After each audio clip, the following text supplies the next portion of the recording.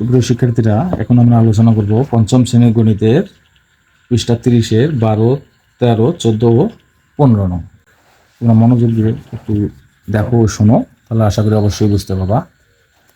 প্রথমে আমরা 12 নং সমাধানটা করব। মা এবং পুত্রের বয়সের সমষ্টি 45 বছর। মায়ের বয়স পুত্রের বয়সে 4 গুণ, তাদের প্রত্যেকের বয়স কত? এখানে দেওয়া আছে মা এবং পুত্র। তাহলে পুত্রের বয়স আমরা লিখব পুত্রের বয়স সমান পুত্রের বয়সের 1 গুণ, মায়ের বয়স সমান পুত্রের বয়সের 4 গুণ। তাহলে আমরা এটা যোগ করব। মা এবং পুত্রের বয়সের সমষ্টি মা ও পুত্রের বয়সের সমষ্টি সমান পুত্রের বয়সের 5 গুণ। তাহলে আমরা লিখব পুত্রের বয়সের 5 গুণ সমান 45 বছর। সুতরাং পুত্রের বয়স 45 ভাগ 5 বছর সমান হলো 9 বছর। তাহলে পুত্রের বয়স 9 বছর বের হলো। তাহলে আমরা এখন মায়ের বয়স বের করবো। যেহেতু মায়ের বয়স পুত্রের বয়স হচ্ছে কয় গুণ বেশি? 4 গুণ বেশি। তাহলে সুতরাং মায়ের বয়স 9 গুণ 4 বছর, 4 না 36 বছর। তাহলে পুত্রের বয়স বের হলো 9 বছর এবং মায়ের বয়স বের হলো 36 বছর। আশা করি তোমরা বুঝতে পারছো। এবার আমরা আলোচনা করব 13 নং প্রশ্ন নিয়ে। একজন শ্রমিক 5 দিনে 3125 টাকা আয় করেন, 3 সপ্তাহে তিনি কত টাকা আয় করবেন? আমরা জানি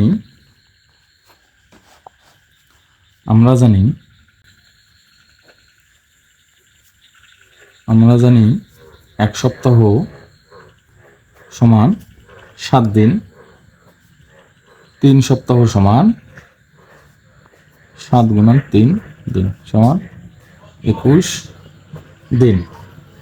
তাহলে একজন শ্রমিক 5 দিনে 3125 টাকা আয় করেন। তাহলে 5 দিনে আয় করেন, এখন লিখবো আমরা 5 দিনে আয় করেন 3125 টাকা। একদিনে আয় করেন 3125 বা আসলো 5 টাকা ভাগ। তাহলে আমাদের 3 সপ্তাহের কথা বলছি, 21 দিন। 21 দিনে আয় করেন 3125 গুণন 21 ভাগ হলো 5 টাকা। তাহলে আমরা এটা 5 দ্বারা 3125কে ভাগ করব। 5 6 30, 1 কাটিয়ে নিয়েছিলাম হলো আবার 2, 5 দুগুণ 10, অবশিষ্ট হলো 2, কাটিয়ে নিয়েছিলাম আবার হলো 5, 5 5 25। তাহলে আমাদের ভাগফল বের হলো, এই 5 দ্বারা এটাকে ভাগ করলে 625। তাহলে 625 এবং 21 এর মাঝে গুণন সম্পর্ক আছে, আমরা গুণ করব। 625 এবং 21 গুণ করব।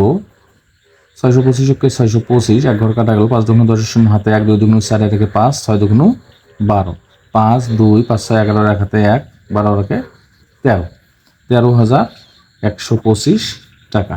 তাহলে 21 দিনে তিনি আয় করেন 13,125 টাকা। আশা করি তোমরা বুঝতে পারছো। এবার আমরা আলোচনা করব 14 নং নিয়ে।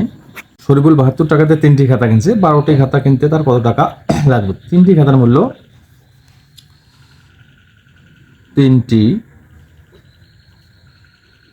খাতার মূল্য 72 টাকা।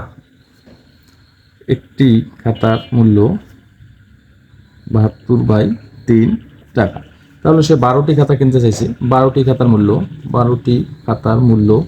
72 গুণন 12 বাই হলো 3 টাকা। 3 দিয়ে 12কে যদি আমরা ভাগ করি 4, 4 দ্বারা 72কে গুণ করি 4 দুগুণে 8, 4 সাথে 28, 288 টাকা। সুতরাং তাহলে 12টি খাতা কিনতে তার 288 টাকা খরচ হবে। এবার আমরা 15 নং অঙ্ক করব।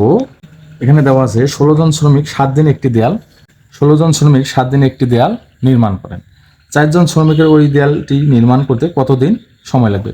এখানে বলে রাখা ভালো যে উত্তরে যে জিনিসটা চাইবে আমরা সেই জিনিসটাকে শেষে নিয়ে যাব। তাহলে দিন চাইছে উত্তরে আমাদের, তাহলে আমরা লিখব 16 জন শ্রমিকের সময় লাগে 7 দিন। 15 ক নং লিখব 16 জন শ্রমিকের সময় লাগে 7 দিন। তাহলে যদি একজন শ্রমিকের হয় তাহলে অবশ্যই সময় বেশি লাগবে, একজন শ্রমিকের সময় লাগে, এজন্য আমরা গুণ করব 7 গুণন 16 দিন। তাহলে 4 জন শ্রমিকের একটু সময় কম লাগবে, শ্রমিকের সময় লাগে 7 গুণন 16 বাই হলো 4 দিন, 4 4 16, 4 7 28 দিন। তাহলে 4 জন শ্রমিক যদি ওই দেয়ালটি নির্মাণ করতে যায় তাহলে ওদের 28 দিন সময় লাগবে। আশা করি তোমরা বুঝতে পারছো।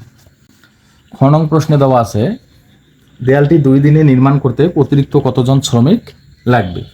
আমরা খ নং প্রশ্নের সমাধান বের করব এভাবে, দেয়ালটি 2 দিনে নির্মাণ করতে কতজন শ্রমিক লাগবে 2 দিনে? তাহলে 16 জন শ্রমিকের সময় লাগে, এখন আমরা লিখব যেটা উত্তর চাইবে আমরা সেটা শেষে নিয়ে যাব।